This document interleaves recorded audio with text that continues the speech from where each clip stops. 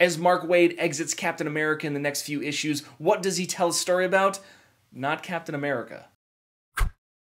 What's up, everybody? I'm Stan, and welcome to Detail Comics, where we go over comics in detail. This is an iReview, a show where I go over a comic book, its story, its art, give you my impressions, and let you know whether it's something you should go back to the comic book shop for or not.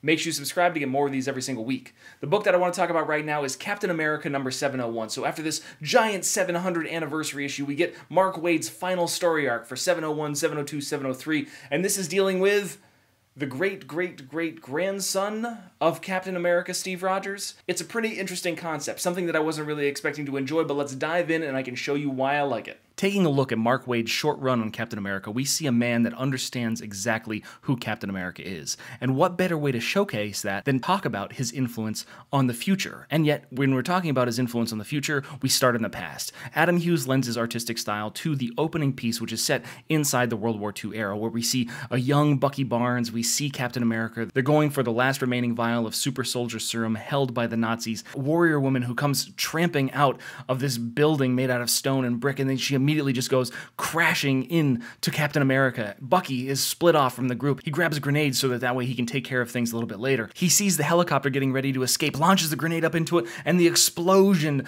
leads the helicopter to the ground, crashing behind Warrior Woman as Captain America finishes off with a smash of his shield across her face, leaving this last remaining vial of super soldier serum intact, and then finally the success of Captain America and the defeat of the Nazis. So, this is actually a recountance. This is a history lesson that is being told by a father to his great-great-great-grandson.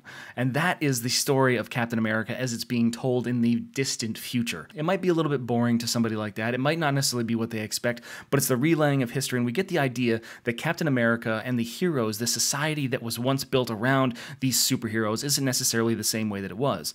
The medical advances are far superior. However, due to the genealogy, due to the DNA, the Rogers genes aren't able to take on the super soldier serum or the serum at this point in time like they have in the past. But when we step outside of the doctor's office and we see the actual world around here, we see that the Americans have made peace with the Kree. Not only has democracy succeeded, Captain America's mission has succeeded, it has expanded into the stars. They're exporting those things to the rest of the cosmos. And what they've developed is that based on Steve Rogers' DNA and the extraction of those resources during the autopsy, everybody has access to the super soldier serum. They have triple the longevity. There's no disease, there's no more impurities when it comes to individuals. It works across all genders, all races. So it has created this utopian kind of system that allows people to exist considerably better than they were in the past. Of course, this is something that Jack Rogers takes offense to because it denies the actual actions of Captain America, Steve Rogers. It takes into account that he was only a resource and doesn't necessarily tell about his mission and how he completed that over time.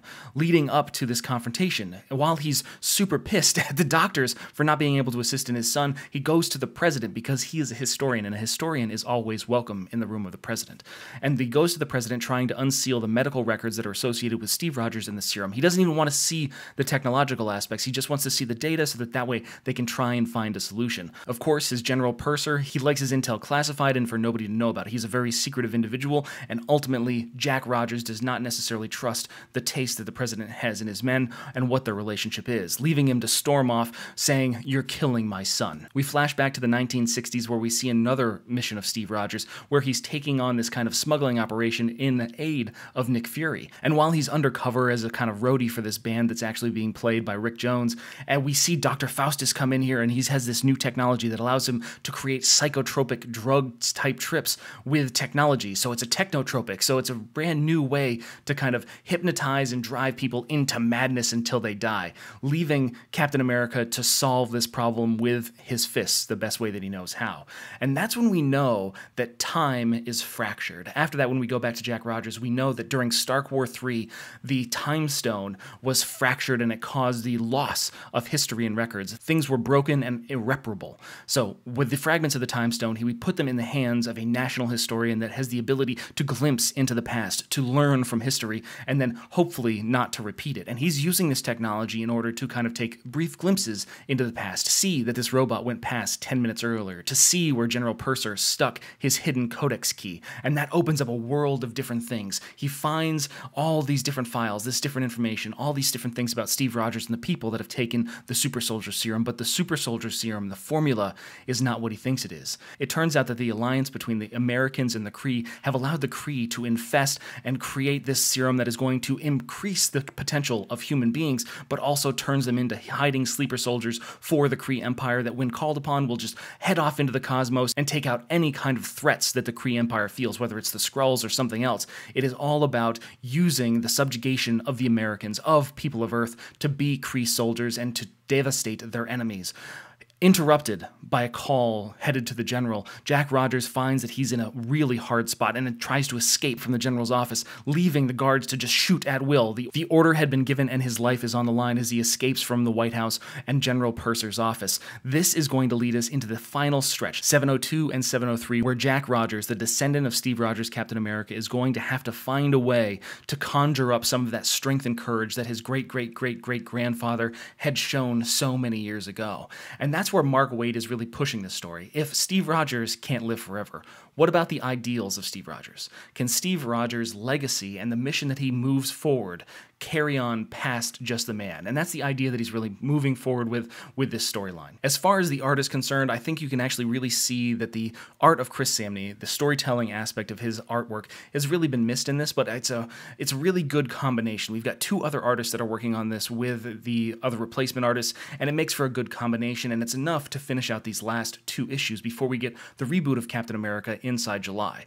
And when the question gets posed, does Captain America still matter with new #1s coming out in July? If you're talking about the ideals, Captain America matters. And that's the case all the way into the future. But I want to know what you guys think too, so hit me up in the comments down below and we can start that conversation. As always, if you like what you see, hit the like button. Don't forget to subscribe to get more news, reviews, and commentary on comic books, comic book movies, comic book TV shows and games, and anything and everything inside the world of comics.